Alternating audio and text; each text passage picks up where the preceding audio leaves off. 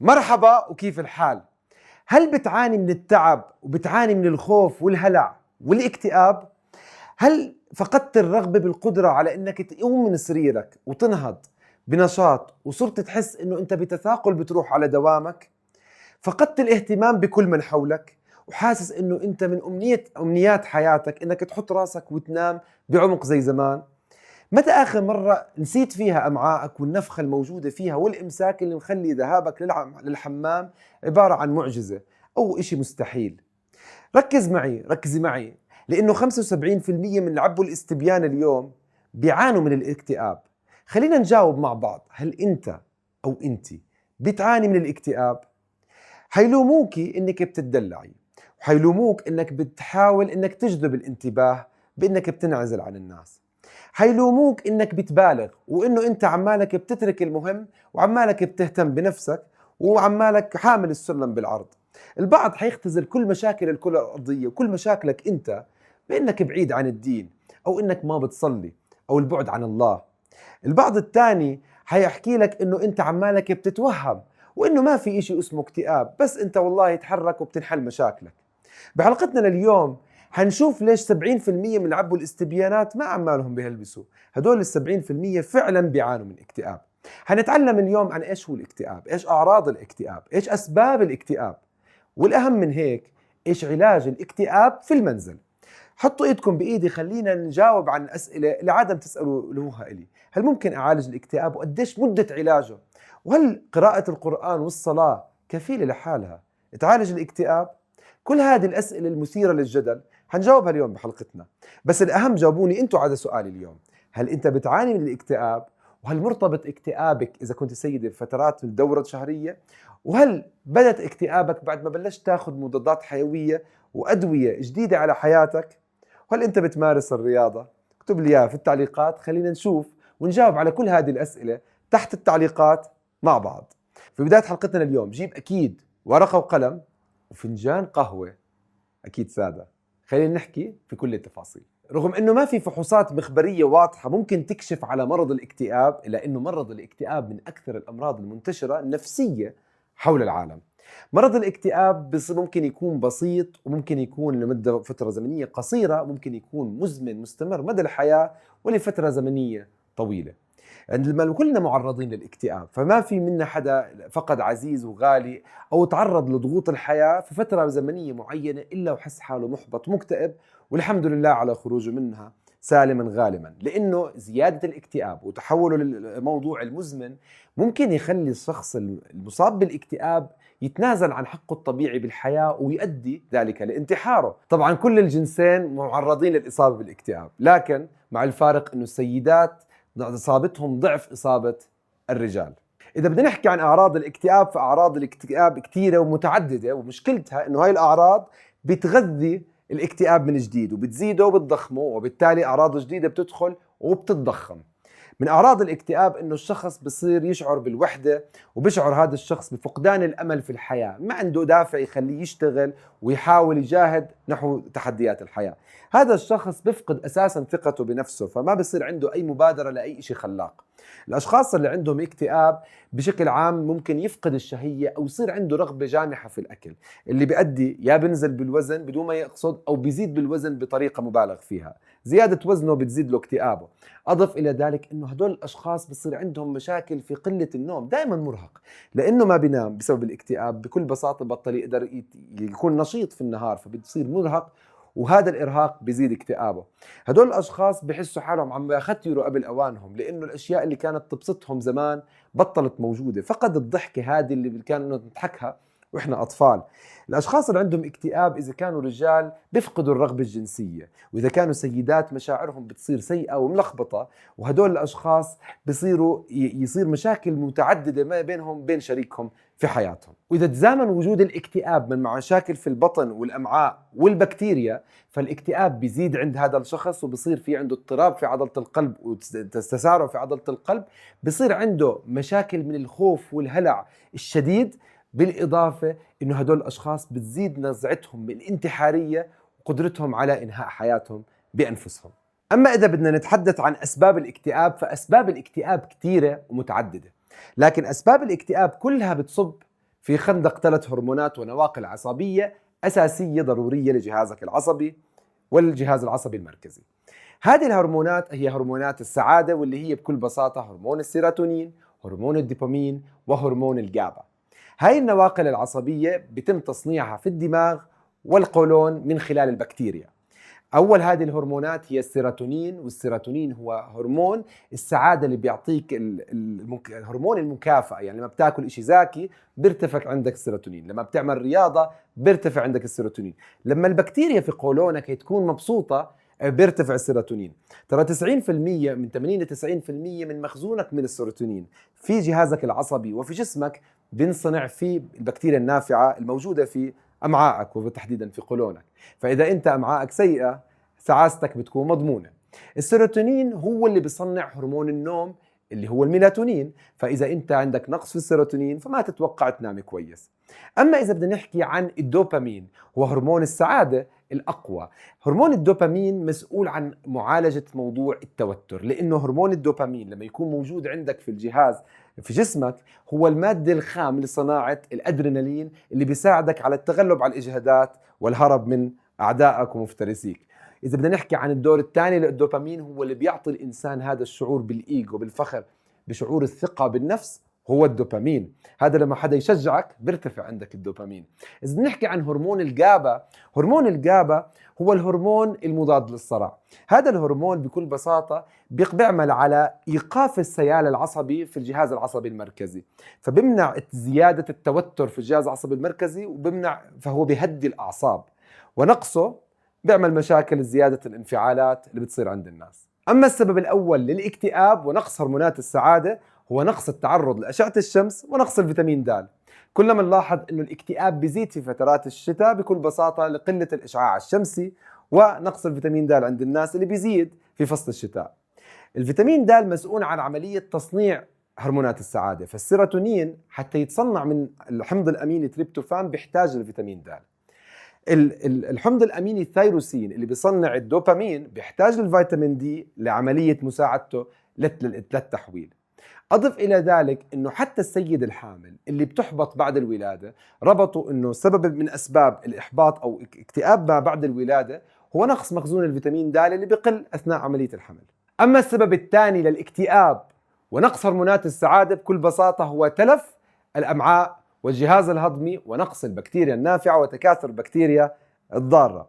عزيزي 90% ل 80% من كل ما في جسمك من سيروتونين بتصنعه البكتيريا النافعة عندك، وبالتالي لما انت بتهمل امعائك وعمالك بتاكل اكل بضر بصحة الامعاء مع انماط غذائية خاطئة او صحية خاطئة، النتيجة هاي البكتيريا بتصير مش مبسوطة وبتقل، وبالتالي انت بتتعكر وبتضلك مكتئب طول الوقت. بكل بساطة بكفيك تعرف انه حبوب منع الحمل بتتلف هاي البكتيريا وبتقتلها. المضادات الحيوية بتدمر، وهذا اللي بيصير عند معظم بياخذوا مضادات حيوية بيصيروا يكتئبوا بعد اخذ كورس المضاد الحيوي. إذا أنت بتدخن فالتدخين بيتلف وبقتل البكتيريا النافعة وبتلف جدران الأمعاء. أضف إلى ذلك أنه التوتر الشديد وقلة النوم وكثرة السهر بتخربط البكتيريا النافعة وبتوترها وبتقتلها. إذا أنت عمالك بتهمل بكتيريتك فبكتيريتك ما رح تخدمك، فهي الخادم الأمين اللي بيحرص على صحتك وعافيتك. بكفيك تعرف انه الناقل العصبي او العصب الفيغاس نيرف الاطول في الجهاز العصبي بنقل المعلومات من والى الدماغ الى الامعاء، و90% من الاشارات بتكون من الامعاء للدماغ. السيتوكاينينز اللي بيفرزها البكتيريا بتقدر توصل رسائل للجهاز العصبي المركزي ولدماغك انه في مضاد حيوي عماله بقتلها، انه في التهابات جوا الامعاء وعماله بصير تسمم عندك، بتقدر تعرف انه في عندك انتفاخ وكميه كبيره من الالياف. وكل هاي المعلومات عم تنتقل بدون من سبب البكتيريا النافعة. واستمرار تكون البكتيريا الضارة عندك في القولون وتدهور صحة البكتيريا النافعة بيزيد من فرصة انتقال البكتيريا الضارة للأمعاء الدقيقة عندك، وقتها بتكون انت من المحظوظين بالإصابة بمرض السيبو. مرض السيبو اللي بيخليك حرفيا بالون بشري، حرفيا ما بتقدر تاكل حتى الخيار بكل بساطة، لأنه كل أنواع الألياف والسكريات بتغذي البكتيريا الضارة اللي موجودة هلأ في أمعائك قريب جدا من عملية الأكل. هاي البكتيريا بتقدر تتواصل مع جهازك العصبي، وكل ما تحاول تقضي عليها من خلال المضادات الحيوية أو قطع السكريات والألياف بتعطي رسائل مؤلمة جدا لجهازك العصبي، بيخليك تدخل في نوع من أنواع الهلع الذي لا يمكن تحمله. إيش أكتر إشي ممكن تأذي حالك فيه؟ إنك تاخذ أدوية للهلع والاكتئاب في هيك حالة، لأنه رح يزيد من تكاثرها وحيزيد من خوفك خوف على خوف. أضف إلى ذلك إنه هاي البكتيريا مع الوقت بتعمل لك ارتشاح أمعاء، وقتها بصير الالتهاب ينتشر في كل جسمك، ممكن يعمل لك سكري نوع أول، هاشيموتو، أو أمراض عقلية إذا وصل الالتهاب للدماغ. السبب الرابع كترة السهر وقلة النوم. إذا أنت من الأشخاص اللي دائما سهران، اللي فعليا ما بتنام إلا بالنهار، فبحب أبشرك إنه سهرك المستمر رح يزيد من قياسات السكر عندك في الدم، وبرفع الكورتيزون والتوتر اللي بحد ذاته بيأذي البكتيريا النافعة اللي سبق وحكينا عنها أول. هذا التوتر والستريس المستمر برضه بيقضي على البكتيريا، وارتفاع السكريات بدخلنا في السبب الخامس رح نحكي كمان شوي، اللي هو السكري ومقاومة الأنسولين. عدم قدرتك على السهر واستمرارك بالسهر المستمر بيفقدك الهرمونات النوم عندك، السيروتونين اللي هو هرمون السعادة اللي بيصنع هرمون النوم. فانت بإرادتك عمالك بتسهر وبتهلك حالك، بس بكرة بتصير تتمنى تنام وقت ما بدك تنام، لانه وقتها ما عندك دوبامين اللي يخليك تدخل اساسا في النوم بسبب كثرة سهرك. فاذا انت من الناس اللي بتسهر، ضروري مباشرة تبلش تفكر مرة ومرتين وثلاثة قبل ما تقتل نفسك بكثرة السهر. الشغله الثانيه بدنا نحكيها اللي هو السبب الخامس، اللي هو الاصابه بالسكري ومقاومه الانسولين. الجماعه اللي بيسهروا اكيد بيكون فرصتهم كتير اكبر بالاصابه بالسكري. فاذا انت بتاكل برضه كمان معاها سكريات، وبتاخذ 3 وجبات 3 سناكات، فانت عم تقضي على حالك بكل معنى الكلمه من معنى. ما تكون تسال ليش انت بتكون كتير مبسوط لما بتاخذ حبه الدونت، او مالك بتشرب المشروب الغازي. بكل بساطه لانه هذه المشروبات بترفع بكميه كبيره السيروتونين بطريقة غير مباشرة، سبق شرحناها في القناة. السيروتونين اللي صار عندك بسبب السكريات هو المصدر الوحيد صار عندك من السيروتونين، فبالتالي انت صرت مدمن على السيروتونين اللي تعجز امعائك عن افرازه، لانها بكل بساطة عمالها بتموت. وصار انت كل ما بتاخذ هاي الصودا والحلويات بتطعم البكتيريا الضارة اللي رح تتحول بالمستقبل الى سيبو. هذا السكري اللي صار عندك مقاومة الانسولين بيزداد، والمقاومة الانسولين بتصير تمنع الخلايا الاعصاب انها تاخذ السكر مباشرة والمغذيات من الدم، وبالتالي بتنخفض اداء الجهاز العصبي عندك، معناته حيزيد الاكتئاب. مش بس هيك، السكري لما يصير عندك مقاومة انسولين حيضل يرتفع وينزل يرتفع وينزل، وبالتالي دماغك ما راح يقدر يشتغل بطريقة ممتازة إذا التيار الكهربائي بيضل ينخفض وينزل. نفس اللي بصير بلابتوبك أو كمبيوترك إذا كان التيار الكهربائي مش منتظم. أضف إلى ذلك إنه حتصير تروح كتير على الحمام تتبول، معناته حتى لو أنت حاولت تنام ما حتقدر تنام بسبب كثرة الاستيقاظ. نقص الفيتامين بي اللي بيصير عندك بيمنع من تصنيع الجابا، وبالتالي بيصير عندك زيادة بالنشاط العصبي وزيادة بالتوتر، وبصير عندك رهاب، وهذا اللي بيخليك يصير عندك هلع بالليل. أضف إلى ذلك أنه عملية الدخول في مرض السكري ونقص الفيتامين بي بيقلل من الطاقة والنشاط، وهذا بحد ذاته بيخليك ما تصحى الصبح. أما النقطة السادسة لليوم فهي الاضطرابات الهرمونية النسائية. الستات هم أكثر عرضة للإصابة بالاكتئاب ضعف عن الرجال، فهم بيتعرضوا لارتفاع وانخفاض مستمر في هرمون الاستروجين. وإذا كانت السيدة عندها اضطرابات هرمونية مبالغ فيها، فالاستروجين ممكن يكون عالي، وبالتالي هرمون السعادة النسائي البروجسترون عندها بقل. الاستروجين في له مستقبلات موجودة في الدماغ، هاي المستقبلات موجودة في الأميجلا والميدولا وبرضه بالهايبوثالاموس، واللي بيأثروا اثنيناتهم على عملية المود وتحسين المزاج والاضطرابات النفسية عند السيدات. وبتلاحظ انه لخبطة في الهرمونات قبل الدورة الشهرية بتخلي السيدة بدها تاكل الأرض، بتكون مشتهي تاكل حتى ترفع السيروتونين، لأنه صار في عندها اضطراب بسبب الاستروجين. الاستروجين زيادته بتعمل مشكلة، وهبوطه ترى برضه بيعمل مشكلة. إذا أنت من السيدات بتاخدي حبوب منع حمل ومكتئبة لأنك عم تنصحي، اكتئابك هو مدوبل، هو لأنه حبوب منع حمل بتزيد من نصاحتك وبتقتل البكتيريا النافعة، بس برضه كمان لأنه الاستروجين اللي راح على الدماغ بيعمل اكتئابك. ففكري مرتين قبل ما تاخدي حبوب منع حمل عشان زوجك وانت تكتئبي، بالنهاية حينعكس وعلى راسه. وقبل ما أحكي عن رأي العلم في دور القرآن أو الصلاة أو العبادة بشكل عام بغض النظر عن الدين في علاج الاكتئاب، خلينا نحكي عن علاجات الاكتئاب العلمية المرتبطة بالأسباب الرئيسية. فأول إشي لازم تسويه لما بدك تعالج الاكتئاب بإنك تبدأ مباشرة باستهلاك البكتيريا النافعة. استهلاك البكتيريا النافعة ممكن يكون عن طريق حبوب تكون قبل الوجبات، أو ممكن تكون عن طريق الأطعمة المخمرة، يعني المخللات يعني مخلل الخيار، مخلل الملفوف، الكمشي، هاي كلها ممتازة في دعم صحة الأمعاء. الشغلة الثانية لازم تعملها، لازم تبلش تتحرك وتمشي، لأنه عملية الحركة والنشاط الرياضي بينشط البكتيريا النافعة اللي انت عمالك بتستهلكها وبدك اياها تتنشط عشان تبلش تنتج السيروتونين.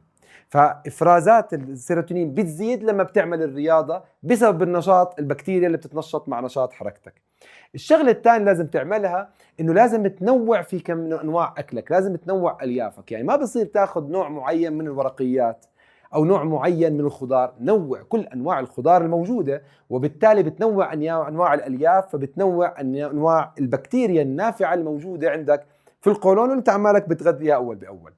ضروري انك تاخذ حاجتك من الفيتامين د بانك تاخذ من 5 ل 10 آلاف جرعه من الفيتامين د تكون يوميا، بالاضافه انك تتعرض لاشعه الشمس، لانه اشعه الشمس بتساعد في انتاج، وهي المصدر الوحيد لإنتاج 90% من الفيتامين د اللي أنت بحاجته. أضف إلى ذلك أنه الأشعة فوق البنفسجية تحت الحمراء مسؤولة عن شعورك بالسعادة وزيادة إفراز هرمونات السعادة في الجسم بغض النظر عن منسوب مستوى فيتامين د. استهلاك المغنيسيوم ضروري حتى يساعدك في انك تهدى وتهدي اعصابك، وبالاضافه انه المغنيسيوم بيساعد على زياده البرين درايف نتريفيك فاكتور اللي بيساعد على اعاده استشفاء الخلايا العصبيه وصحه منطقه النواقل العصبيه، السينابسز اللي بين الاعصاب. لما انت بتاخذ المغنيسيوم خصوصا اثناء قبل النوم، عمالك بتساعد في دخولك في النوم اللي لازم ما يكون بعد الساعه 11:30، لانه لن يتم تخلصك من الاكتئاب مدى الدهر طالما انت عمالك بتسهر وبتنتهك حق البكتيريا النافعه اللي بتعقك بانها بتخليك تتمرمر كمان وكمان من نقص الهرمونات السعاده. ضروري انك توقف السكريات اللي بتغذي البكتيريا الضاره، وتاخذ الياف مفيده من خلال التزام بحميه الكيتو المليانه باللحوم الغنيه بالتريبتوفان وبالفينيلالانين. لما بتاخذ انت حميه الكيتو اللي ما فيها السموم زي الحليب، ما فيها السموم زي الخبز، اللي معروف انه الخبز بيمنع امتصاص المغنيسيوم والحديد والزنك، وبالتالي هو مش بس ما في بركه، بنزع البركه من كل اكل انت بتاكله، بيمنع شفائك من الاكتئاب، وتذكر هذا لما بتكون بتاكل رغيف الخبز. الشغله الثانيه، الجلوتين اللي فيه بدمر جدران الامعاء وبسهل من ارتشاح الامعاء اللي انت بجوز بالطريق بسبب اكتئابك. اضف الى ذلك انه انت بتبلش تدخل البي فيتامين من خلال اخذك للبي كومبلكس، وضروري يكون البي 12 حتى يساعد من استشفاء الاعصاب، او من خلال خميره البيره ومصادر البي 12 موجوده في الكبده وغيرها من اللحوم. بما انك بتسوي صيام متقطع او بتسوي كيتو، ضروري تدخل بالصيام المتقطع، فما في اشي بيرفع البي دي ان اف اكثر قدره من عمليه الصيام المتقطع والتمرين الرياضي. فما بالك اذا انت عملت التمارين الرياضيه بالتزامن مع صيام متقطع، اكيد سعادتك رح تصير لا توصف. واخيرا، نخلي الجهاز العصبي يصير فيه له تثبيط بطريقه طبيعيه، ونبعد عن تحفيزه المبالغ فيه. فاول اشي بصير انه احنا بنوقف القهوه بتاتا او بنخليها قليله جدا، يعني ما بصير تتجاوز الكوب الواحد من الامريكان كوفي الخفيفه في اليوم.